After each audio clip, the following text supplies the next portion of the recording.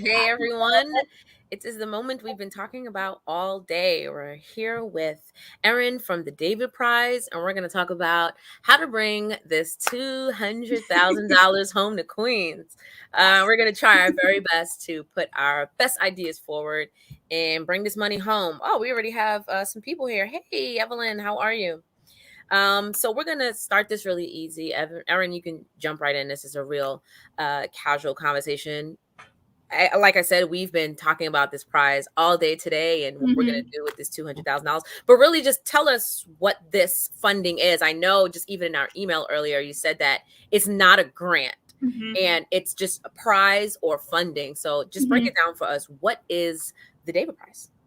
So first, hi y'all, I'm Erin. I do this, among other things, for the David Prize. I'm really excited to talk to Queens about it and everybody else who might be out there. The David Prize is, at its core, a celebration of individuals with great ideas to make New York City better, which is running on the bottom of the screen. And one of the reasons that it's constructed as a prize as opposed to a grant is because that means that we can give this funding to individuals, as opposed to, you don't have to have a 501c3, you don't have to be an LLC, you can be a person with a great idea and the commitment and grit to get it done, and that's enough to submit an idea, and we will look at it and consider you. And we're really excited about the possibilities that are inherent in investing in a person, as opposed to just looking at organizations or particular projects. It's really about a person with a vision, and New York is full of people like that. And so the David Prize is about finding and celebrating those people. Okay, that's straightforward enough. I know a lot of people didn't really understand the difference between, myself included, funding and a grant, but I know there's different legal things, and this is an easier, I guess, concept. It's less exactly. So whatever that is that I do with my hands. Exactly. We're New Yorkers. We do that. One of the things that distinguishes this from a traditional grant is that there are no strings attached to this prize, which means that the funding is legally unrestricted. We don't ask you, if you're a winner, what you're going to do with it. And there's no reporting on it. There's no impact metrics that we ask for.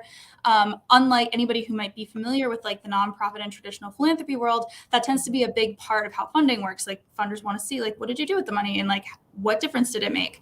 And this prize is not about that. This prize is about finding the person and giving the money, and also the space, hopefully, to make their vision a reality. And we're interested in what you're doing, but we're not going to ask you how the funding is spent. Okay. Yeah. All right, so the next question that everyone's been asking me, why are you giving out $200,000 to 5 New Yorkers? Who decided that they wanted to do this? Why? Well, the David Prize is named for a person named David. His name's David Wallentis, and his son Jed decided that he wanted to create a prize to honor his dad. And the prize is about celebrating individuals who are kind of like his dad, in that they're super perseverant and gritty and don't take no for an answer in terms of making their vision a reality. David has been a placemaker in New York for a long time. He's part of the group of people that's made the Dumbo neighborhood in Brooklyn what it is now. And so this prize is partly to honor him, and also to recognize that it isn't always a huge, we know the work happens in teams, but sometimes it really is one person who has the vision and makes it happen. And so it really is. It is difficult to get, a group of people that all share the same vision. So it's not always an organization. I can definitely see, I've seen a lot of that in the Black Resource Network. All right. Let's see. I had a list of things here to ask. And people out there, if you have questions, totally throw it in the chat and I'm going to pull it up on the screen. All right. So I know everybody's out there thinking of, their ideas or ideas that they've heard. Because I really want people to tell people about this too. Even if you're I don't have a big idea, that's not how I am. But I know, this person or that person is always talking about something they want to start. Tell me ideas that you don't fund. We don't do that. What are some of those? So this is a hard question, but I'll start by saying the prize is really wide open. We don't have a particular sector we're focused on. The most important requirement is that the work is happening in New York City and is specific to New York City in some way. And so if that's not the case for you, we still want you to tell people about it, but the prize is focused on making New York specifically a better place and elevating individuals who are doing that in New York. The second thing that I would say is that projects that are about specifically focused on getting a physical space are not the best fit for the prize, partly because it's $200,000 one time. It's over, like, we split over 2 years because taxes, but we found, partly because the prize is funded in part with development money, we know that real estate is $200,000 doesn't often move the needle in a sustainable way for real estate. And so physical space can't be the primary focus of the project. Okay. So, but like, what are some just bad ideas? Like, I want to start. Be honest with us. Like, tell us, shut down all of the bad ideas now. Like, what are some things like, no way, come on. I mean, we do try to keep it really, well, here, I'll flip it for you. Okay. So we're interested in the idea, right? But part of the prize is really for a person. And so if you're a person who has we're investing in an individual. And so if you're a person who has an idea to impact something that you don't necessarily have a lot of knowledge about or experience in, that disconnect is a hard thing for us, because we're really interested in trying to fund somebody who knows a lot about what they're working on. And that doesn't mean you have to have a degree or a professional background or whatever, but it does mean that we're interested in funding the person who's already got their community on board in some way, or already knows or has demonstrated that if they were to get the boost of the prize, a lot of people would help them make their dream a reality and would set them up for success. That they already sort of have some of the connections that it would take besides money, because money is a big obstacle, but it's not the only obstacle. Yeah. And so the team. Yeah, exactly. There is a team, there's an individual, and there is also, the network. Yeah. And so the other thing I should say, in terms of it's hard to think of a specific bad idea, but one of the criteria around the prize is a true need for the prize. And that means something pretty specific because it's unrestricted funding. So one of the things to think about with that is is this an idea that no one else would fund, right? There's a lot of other kinds of other philanthropy, other grant making, they operate under their own criteria, whatever the case may be. Is my idea so risky that nobody else is going to touch this? That's an idea that we want to hear about. Yeah. So besides the obvious illegal ideas, are there any other kinds of restrictions that we don't realize? I mean, I think that considering that the application's pretty short, it's not a bad idea to put it out there and see what we say. The rules are the New York rule is important, but illegal. I mean, even stuff that's hasn't been legislated yet. We had a finalist last year this past year rather, who was building micro homes for folks in need of housing, first in Brooklyn and then moved to Staten Island. And she's kind of doing that in a gray legal area. We were interested to hear about that. I would say we're not trying to rule anybody out, if that makes sense. Okay. So it's case by case kind of thing. I would say so, yeah. And we do read every one, and they're not we read every one. We'll try we want to see it. Tell us about it. Okay. I don't know. We didn't talk about this earlier. How long has this prize been around? This prize has been around since 2019. That was the first year of the first year that we ran an open call. There's some infrastructure building before that, but the first open call ran in the fall of 2019. And it's a full year-long process because we're getting to know individuals, right? And so we take that time to meet everybody. Also, a little thing called COVID-19 happened in the middle of the process, the very first year that it ran. And so that also shifted the timeline around a little bit. But what it is now is that we run the open call in the fall. the current open call is ongoing, and it will be open through December 21st. Okay. And we then read everything that people give us. It's a short application to start. Okay. We invite people back to tell us more. And then from there, we start getting to know people and like learning about their work, both more from them, but also doing some research and things like that. We announce finalists in the summer, and then we announce the winners in the fall, and we launch the open call again, and we do it all over. Okay. We just announced our second cohort of winners. So it feels like, since the annualness of it means we're always in it, so it's sometimes hard to believe. It's like, oh yeah, it's 2 years, but like we've really been, yeah. Okay, and like how many people do you usually get that apply? So last year we had 10,000 people engage in the process, meaning that includes like people who nominated folks to apply to the process. And there are also people who both nominated and applied to and applied themselves. It's like those are like hard to separate out. And then of course the people who themselves apply. So it's like that's the big picture. We don't hear enough from queens, and so we would like to hear more from other. There are some boroughs that are better represented than others, and so that's part of the goal here. Where do you get most of the applicants from? Who do we got to beat? You got to beat Brooklyn. Really? Yeah. I'm not surprised. Brooklyn is the most populous. It's hard. But I believe in you guys. I believe in you guys. All right, challenge accepted. So you get 10,000 people that interact with it. Like, what are you trying to push that up to? Like, ideally, like, of course it's limitless, right? But what's a real projection so we know how hard we gotta push this out? Oh my gosh! I mean, like, if nothing else, first of all, one of this has to come to Queens. I mean, this is not a conversation we have, right? Okay, whatever. That's just how I feel.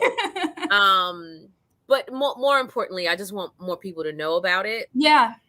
So it's definitely our goal to get Queens to beat Brooklyn, because that's just what we need to do with everything. So give us some goals. Like, where do you see this? I would love to see an applicant. Like, I would love to see at least 10 applications from every zip code in Queens. And that's a very maybe a weird way of thinking about Queens. One of the things that I do for the prize, aside from like telling people about it, is I look at the applications data and I can see the zip codes where we don't get any applications. I'm like, this is, or we only get one, or we get only a couple, or whatever. Like, it's very uneven. I'm like, I need Queens to like be denser. It's funny. It's like looking at the vaccination maps. It's like, I need everybody to be more dense, but I especially need Queens to be more dense. I want to. So if 10 per zip code is really that's over that's like about how many zip codes are there in Queens? There's like, somebody tell me how many. 11413. I used to know this off the top of my head, but it's around 25. That's like it could be higher than that. I wouldn't be mad if it was higher than that. I think we can push at least 11422, 11413, 11434. What other zip codes do we have out here that people are going to apply? Yes, challenge accepted. They're ready to go.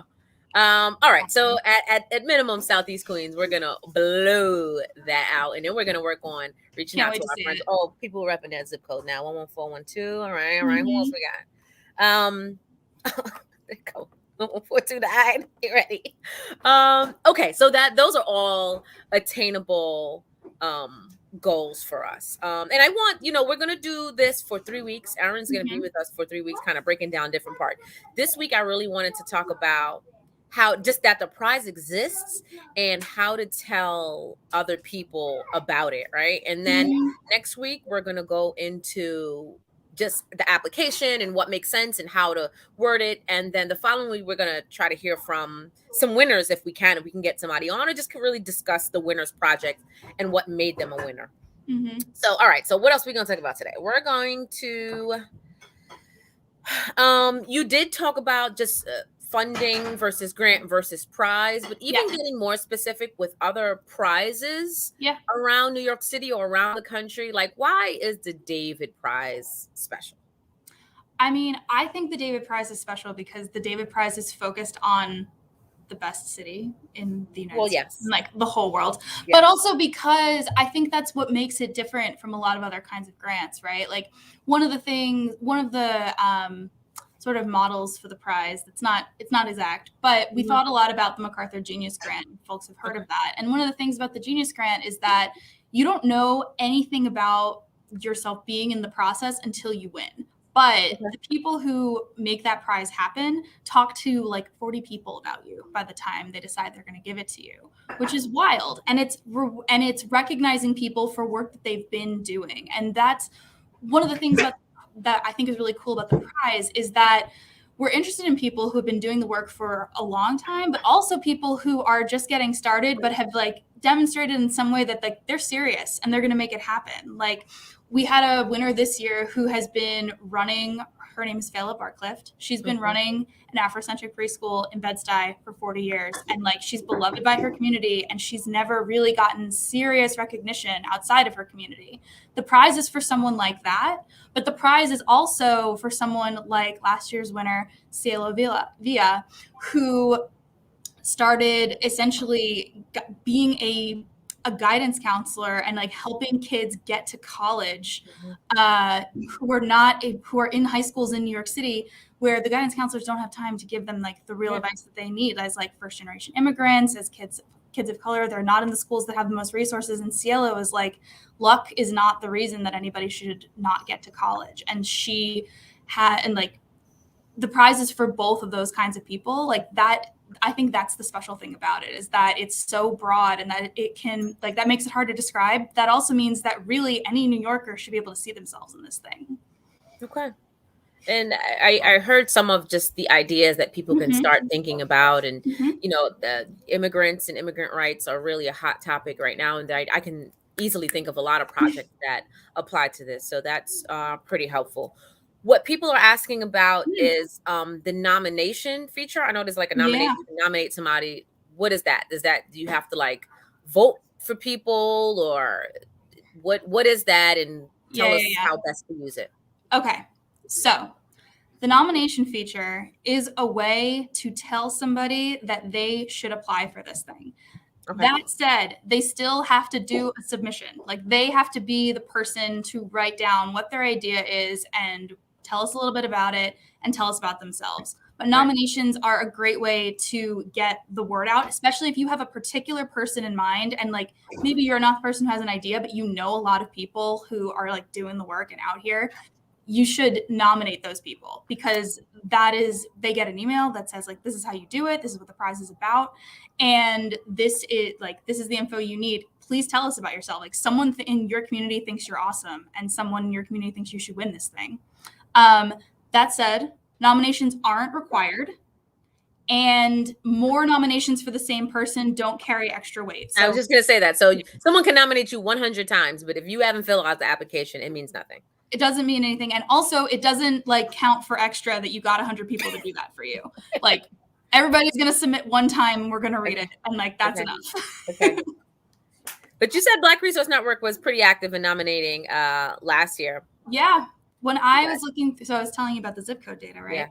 So I also looked through, like, we asked people, how did you hear about this? And this is why we are talking right now, because I was like, oh, there are like a good, like, it's a couple, like 20, 25 people who like, are talking about the Black Resource Network. What is this? I need to find out what this is. I need to get the word out. And then the fact that you were in Queens, like already, like, even better. Like Queens is the place we need to be. But yeah, your network's already doing it. All right, so let's keep doing it. I'm just really ready to break out these 10 applications per zip code in Queens. All right. Let's see. I think those are my questions, but I want to move to questions that are out there. So, but let's just review what we talked about. David Prize is gifting 5 New Yorkers $200,000 each to fund their idea. And now that idea can be whatever they feel is going to make a difference in the community. Just give it a try, fill it out, and David Price can decide if it's something they want to move forward. Yeah. We're funding you, the person. So tell us about your idea and tell us about why you are the person to do it. Right. No strings attached. You don't have to show any receipts. You don't have to do any of that. Something I did want to mention that we didn't talk about here was that any age can apply, right? What was the youngest applicant you've had? We had an 11-year-old last year. Yeah. Yeah. So let's get some 8, 9, 10-year-olds also to apply, because they have great ideas and they can see things in the community that they want solved. All right, cool. So we're gonna get the kids to apply. A lot of high school kids around here have some dynamic ideas, college age. So let's get some young people. Okay. What else did I learn? It's a prize, not a grant, right? It's only for New York. And we need more people from Queens. All right, got it. Let's move to the audience and see what questions they have. So where can we fill out the application? So that's the davidprize.org, correct? Yes. Is at the davidprize.org. There's a big old apply button. It's open through December 21st. Don't wait. Do it earlier. There's, whatever happens technologically speaking, give yourself the time and the space so that you don't encounter last minute whatever. There was a snowstorm last year, so I do really mean that. We also review them as we go. So we are always lots of people wait until the last minute, but it's nice to see the applications that come in early. Just who's already thinking about this. And I know I spoke to someone. I spoke to Chris Teal. He said he filled it out already, and every child needs a champion. So some people have already filled it out from here, so that's good. Someone said, does the person nominating you need to live in a borough as well? So they have a lot of friends in Brooklyn, apparently, got to be Brooklyn, that is going to nominate them, and they live in Queens. So how does that work? It's not separated by borough. Nope. Nomination, the only thing we ask for nominations is the name of your nominee, their email address, and then for your email address. Right. That we use that in case there's some kind of problem with your nomination. But yeah, no, doesn't matter. People who don't live in New York can nominate people if they want. We definitely heard from people who were like, my friend in LA told me about this last year. I was like, oh wow, amazing. Getting out to LA, gotta get Queens up on this too. This is a comment here. Sounds like the prize for people doing their thing every day. Yes. Let's see. Is it designated to one winner per borough?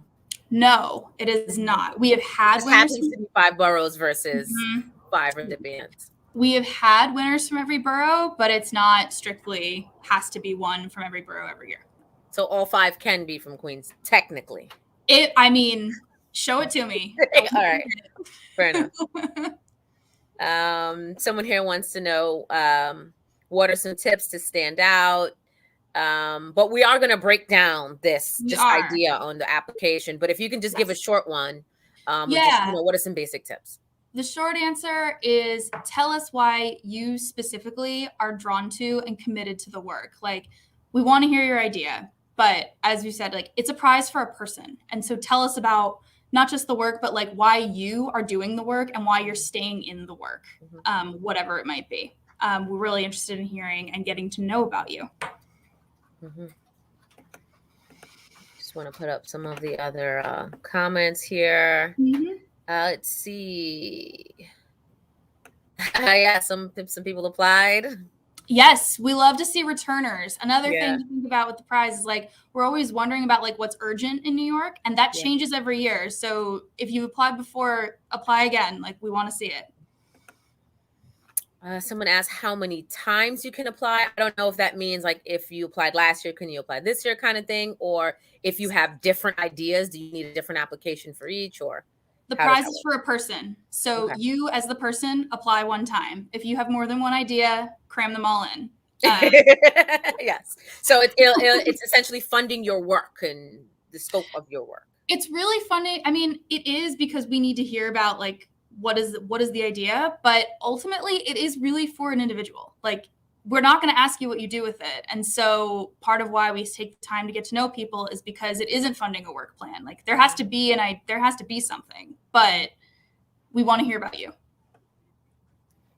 Can Long Islanders apply? I'm going to assume no. Long Islanders who live in Brooklyn and Queens can apply. We are technically there, but yeah. Okay. Let's see. I'll look for one more. Here's one here. What if you live in Long Island but want to do the work in the Queens community? So, if you and your work are really deeply rooted in that community, send it in. Okay. We do want the bias is for people who live in the 5 boroughs, but tell us about it. Okay. Okay. Let's see. I'll pull up one more. Teresa wants to know if you have to be a nonprofit. I know the answer to that is no. The answer to that is no. You just have to be a person. If you have a nonprofit, that's cool. Tell us about it. But you don't have to. Got it. And I'm going to end with this question here. Someone asked, they're curious on how the David Prize contributes to the Black community regularly. Well, the first thing I would say is that we have had multiple winners in both years who are themselves doing work in the Black community. I would not presume to speak for them, but the winner that I mentioned before, Fayla Barclift, has been keeping this building and keeping an Afrocentric preschool alive in Bed-Stuy for 40 years. And we are really excited to be able to support someone like that. And the prize is for 5 people, right? But we have more finalists than that. And we also are working with people like Aaliyah to get the word out. And we know that those kinds of partnerships are also what support looks like. And we've only existed for 2 years, and we could do a lot. We are doing it, and we know we can do more of it. Yes. And I'm here to help that happen. Yeah. I'll sneak in one more. Does this Sure. I'll sneak in this one more from Jason. Sure. I guess, is there a preference for impact, local or citywide?